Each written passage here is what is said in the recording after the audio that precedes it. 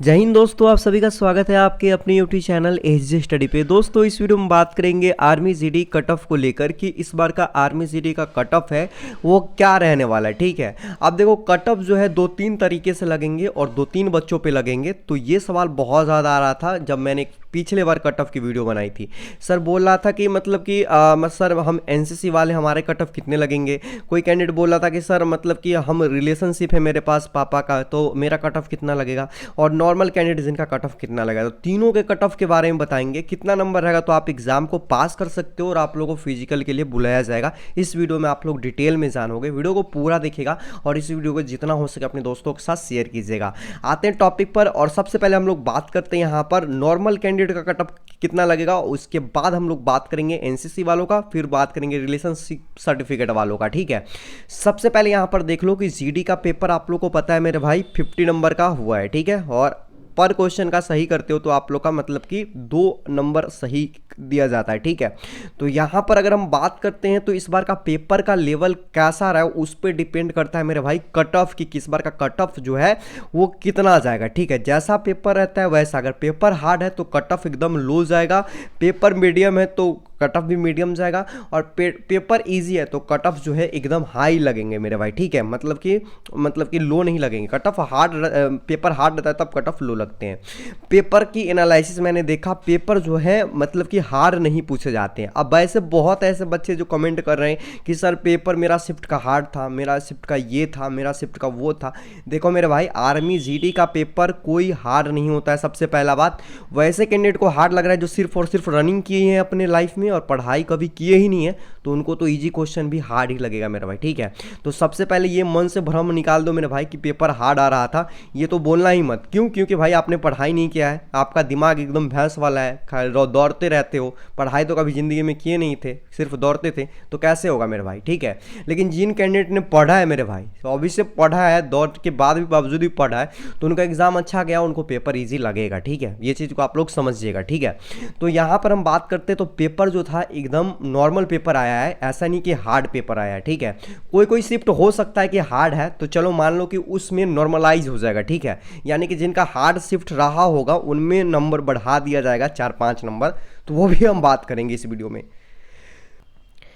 तो मेरे भाई बात करते हैं सबसे पहले कि एवरेज लगभग कट ऑफ कितना लगेगा। ठीक है, 50 में कितना सही रहेगा। तो सर फिजिकल के लिए बुला लेंगे। देखो फिजिकल के लिए अगर नॉर्मल कैंडिडेट की बात करते हैं तो कम से कम उनका जो सही होना चाहिए ना, वो कम से कम 32 से लेकर 34 के बीच में, एकदम 32 से 34 के बीच में अगर है ना, तो एकदम समझ जाओ कि आपका आराम से फिजिकल के लिए बुला लिया जाएगा। लेकिन मेरिट नहीं बन पाएगा मेरे भाई। ठीक है, मेरिट बनाने के लिए ना कम से कम ना आपको इससे ज़्यादा स्कोर करना पड़ेगा एग्जाम में, तब जाके आपको उम्मीद रखना कि आप लोग को मतलब मेरिट बनने का चांस बहुत ज़्यादा है। मैं ऐसा इसलिए बोल रहा हूँ, वो भी बताऊंगा। ठीक है, दूसरा देखो कि यहाँ पर 34 नंबर हो गया। ठीक है, अगर फाइनल मेरिट तक जाना चाहते हो ना, तो मेरे भाई आपका स्कोर कम से कम ना 35 से लेकर और 40 के बीच में होना चाहिए। ठीक है, अगर इसके बीच में है तो आप लोग का चांसेस बहुत ज़्यादा है कि आप लोग का फाइनल मेरिट तक नाम आ जाए। ठीक है, अब देखो क्या रीज़न है, दूसरा चीज़ यहाँ पर आप लोग समझो। देखो जो बच्चा, अगर आप लोग पढ़ने में तेज़ हो मेरे भाई, तो आपको रनिंग में जो है ना नंबर नहीं उठ पाएगा। क्यों? क्योंकि ऑब्वियस सी बात है, जो पढ़ने में तेज होता है ना उसका रनिंग उतना अच्छा नहीं होता है मेरे भाई। मैंने खुद देखा है और ग्राउंड पे जाके मैंने देखा भी, बहुत ऐसे कैंडिडेट है जो पढ़ने में बहुत तेज है, उनका रनिंग अच्छा नहीं है, और जो उनका रनिंग बहुत अच्छा है उनका पढ़ने में कोई उपाय नहीं है। तो जिनका रनिंग अच्छा है तो उनका तो कोई फ़ायदा ही नहीं है मेरे भाई, क्योंकि रिजल्ट गिराने के लिए तो सबसे पहले तो पढ़ाई ज़रूरी है। ठीक है, तो यहाँ पर आप लोग ध्यान रखिएगा, अगर एवरेज बच्चा भी अगर रनिंग अच्छा है और उन्होंने कम से कम 32 से 34 किया है, तो उम्मीद रख सकते हैं कि हाँ मेरिट तक नाम आए। लेकिन हाँ फिजिकल के लिए तो कंफर्म है कि बुलाएंगे। देखो फिजिकल में जो कैंडिडेट अच्छा कर जाएगा ना, फिजिकल में जो कैंडिडेट अच्छा कर जाएगा उनको यहाँ पर मेरिट बनने में बहुत ज़्यादा चांस होगा। फिजिकल आप लोग का होगा 100 नंबर का मेरे भाई। अब 100 नंबर में डिपेंड करता है कि आप कितना नंबर लाते हो। गुड मारते हो तो आप लोग को पता ही है कि आप लोग का कितना नंबर मिलेगा। एक्सीलेंट में भी में 40 नंबर है, तो एक्सीलेंट मारो वो, और एक्सीलेंट और मारोगे 60 है, इधर टोटल 100 नंबर का आप लोग का फिजिकल हो जाएगा। लेकिन सारे कैंडिडेट आर्मी में फिजिकल जो है एक्सीलेंट नहीं मार सकते, ये बात आपको पता होगा मेरे भाई। ठीक है, तो यहाँ पर आप लोग ध्यान में रखिएगा मेरे भाई कि आप लोग ना बीम जो होता है ना, उसको कम से कम 10 में 10 करने की कोशिश कीजिए। दौड़ तो भले ही सब नॉर्मल 6-7 कैंडिडेट के बाद सारे के सारे नॉर्मल में ही आएंगे, गुड में ही आएंगे मेरे भाई। तो यहाँ पर जो है ना बीम जो है यहाँ पर मेरिट बनाने में बहुत काम आएगा, ठीक है। मैं ऐसा इसलिए बोल रहा हूँ क्योंकि बीम मेरे भाई, एक बीम होगा 4 नंबर का आप लोग का। अब बीम कोई 6 मारता है, कोई 4 मारता है, 6 पर पास हो जाता है, 4 पर तो फेल हो जाएगा, 6 पर तो पास हो जाएगा मेरे भाई, ठीक है, लेकिन नंबर बहुत कम मिलेंगे। अब जो 10 में 10 बीम मारेगा मेरे भाई, उसका तो यहाँ पर पॉइंट बढ़ जा रहा है ना, बहुत आगे निकल जाएगा इन सारे कैंडिडेट से। तो ऐसे में होगा क्या कि मेरिट बनने में इनको दिक्कत नहीं होगा। तो पहला फोकस क्या करना है कि आप लोग रनिंग तो बनाइए, लेकिन उसके अलावा बीम ना एकदम कंफर्म 10 में 10 करने की कोशिश कीजिए, ठीक है। तो ये चीज़ आप लोग ध्यान में रखिएगा, तब जाके आप लोग मेरिट बनेगा। ऐसे नॉर्मल फिजिकल के लिए मतलब कि कितने नंबर पर बुला लेंगे, तो नॉर्मल कैंडिडेट को 32 से 34 स्कोर करना है, उनको फिजिकल के लिए बुला लिए जाएंगे, ठीक है। अब बात करते हैं, ये तो हो गया नॉर्मल कैंडिडेट का। अब बात करेंगे हम दोस्तों एनसीसी वाले कैंडिडेट का।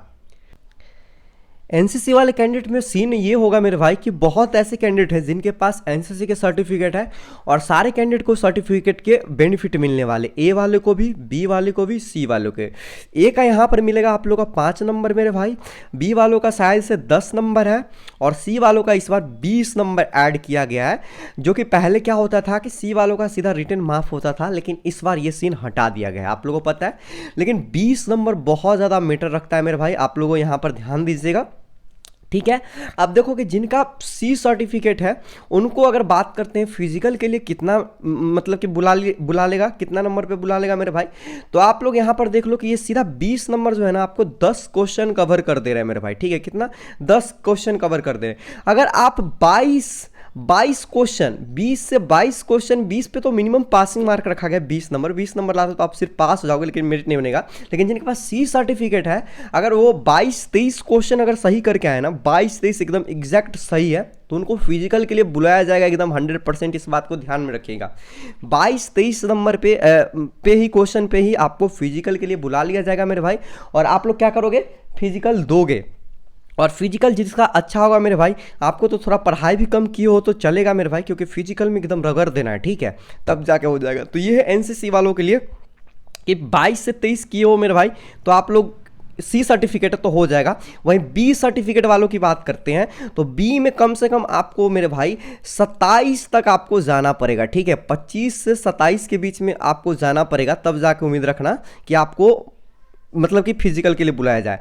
और जिनके पास ए सर्टिफिकेट है, कम से कम तो आप लोग को 29 तो करना ही पड़ेगा मेरे भाई, 29 से 30 के बीच में आपको करना ही पड़ेगा, ठीक है। तब जाके आपको मतलब कि उम्मीद रखना कि आपको आ जाएगा आराम से, ठीक है। अब देखो कि एनसीसी वालों का एक्स्ट्रा बेनिफिट ये है मेरे भाई कि नंबर ऐड हो रहे, एक्स्ट्रा नंबर ऐड हो रहे नॉर्मल कैंडिडेट से। तो इस बात को याद रखिएगा कि अगर आपने नॉर्मल कैंडिडेट से 5 क्वेश्चन कम भी किया है ना, तो बहुत ज़्यादा चांसेस है कि आपको फिजिकल के लिए बुलाया जाए। ये सब माइंड में आप लोग रखो मेरे भाई, ठीक है। अब बात करते हैं यहाँ पर रिलेशनशिप वालों का। रिलेशनशिप में 2 चीज़ होगा, एक तो होगा भाई का रिलेशनशिप मेरे भाई, और दूसरा होगा एक होगा मेरे भाई सन वाला, ठीक है। यानी कि एक तो भाई का होगा, एक सन यानी कि बेटा, यानी कि पापा वाला रिलेशन होगा, ठीक है। 2 चीज़ रिलेशनशिप में होते हैं। तो देखो जिनका मतलब कि बेटा होगा, ठीक है, जिनका पापा होंगे आर्मी में और बेटा वाला रिलेशनशिप होगा, उनको यहाँ पर थोड़ा एक्स्ट्रा बेनिफिट देखने को मिलेगा। लेकिन भाई वालों को कुछ बेनिफिट नहीं देखने को मिलेगा।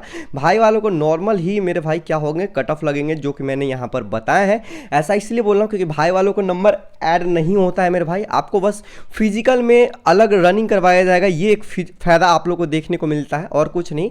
लेकिन रिलेशनशिप वाले में क्या होगा मेरे भाई, जिनके पिता हैं उनको मतलब कि 20 नंबर शायद से एक्स्ट्रा दिए जाते हैं। तो समझ लो कि सेम एनसीसी वाला ही कैटेगोरीज के अंदर ये भी आ जाते हैं, ये भी एक तरह से देखा जाए तो, ठीक है। ऐसा इसलिए बोल रहा हूँ क्योंकि 20 नंबर ऐड अब होगा या नहीं होगा, लेकिन पहले होता था क्या कि ऑफलाइन एग्जाम होता था तो उसमें 20 नंबर रिलेशनशिप वालों को ऐड किया जाता था, ठीक है, नंबर दिया जाता था, ठीक है, 20 नंबर एक्स्ट्रा एग्जाम में रिलेशनशिप वालों को। तो देखते हो कि जिसका पिता रिलेशन में, उसका बेटा का तुरंत हो जाता था नौकरी।